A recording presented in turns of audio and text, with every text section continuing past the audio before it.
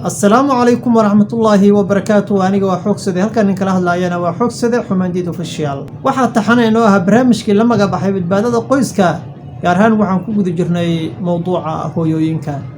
ما أنت إن شاء الله موضوع نروح دارية هي حق دور كدرسكا هو يدو إنا إلى لسا حق جاركا كاسو أحمد آد مهم وايو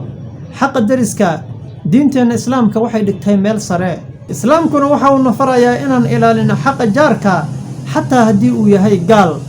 درس المذو وشيء آد مهم وقوع حق الدينتين الإسلام كا درس كنا وحاول أوكلا قيبيا صدح قيبود أوكلا درس كقوله هل حق يدرس كقوله لبا حق يدرس كقوله صدح حق درس كقوله هل كحقا ودرس كقالكا كاسو أن كقوله إنو وحلي بعطاء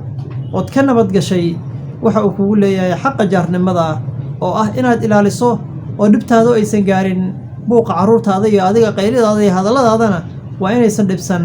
sidoo kalena aad gurigooda hortiisa aad maartay qashin ka dhigin balse waxaaba wanaagsan inaad maartay hadii aad ku aragtay aad kaga qaado dariska labada xaq u leh waxa weeyaan waa dariska muslimka ah kaasoo in ahayn wax qaraabo ah laakiin muslimnimada kaliya aad maartay walaalo ku tihiin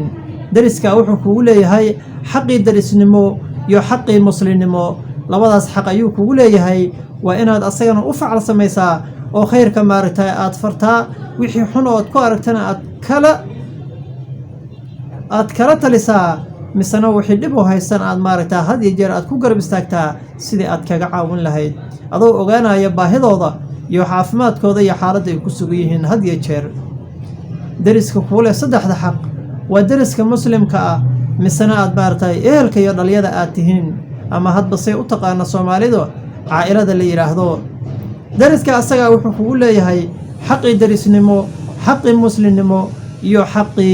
caa'ilo ee maartay dhaliyada saddexda xaqbo wuu kugu leeyahay oo waa inaad had iyo jeer aad kaga feejignaataa sidii aad kaga caawin lahayd xaaladaha maartay taagan ee sida xanuunka gaajada iyo maartay waxyaabihii kale maartay la halmaalo hadii jeerna waa inaad maartay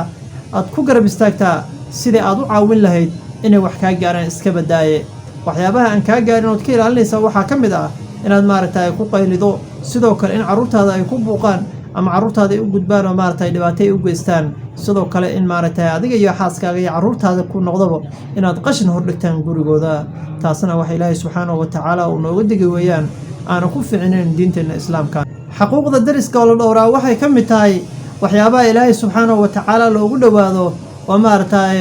khuluqul hasanka ay kamid tahay iyo sidoo kale in maartay dhibaatadaada hadii jeer aad ka ilaaliso oo ilmahaga aad maartay kaga digto inaysan wax dhibaato aysan u geeyin dariskaas sidoo kale xuquuqda dariskood ilaalisa waxa kamid ah adigoo hadii jeer soo booqdo oo gaajadooda iyo bugtadooda ka warqabo waayo adigoo maartay dharagsan oo leero ku seexanayo inuu dariskaaguna uu magaranaysayo uu ahaado mid sabool oo gaajo ku seexdo waxa weeyaan imaankaaga iyo dhaawacaysa hadii jeer waxaad ku dadaashaa in maartay wixii Ilaahay subhanahu wa ta'ala uu ku siiyay dariskaagana aysan ka baahanin oo aad la wadaagtaa xaaladoodana hadii jeer meesha ay marayso in aad maartay la garab taagnaataa oo maartay caawisa حق الدرس كأوفا فاحسن أو سيدان كسي بالبلار إن شاء الله وحن كوارك دونا موقال كحيقو أو قدام بين قيسكو هدي هلو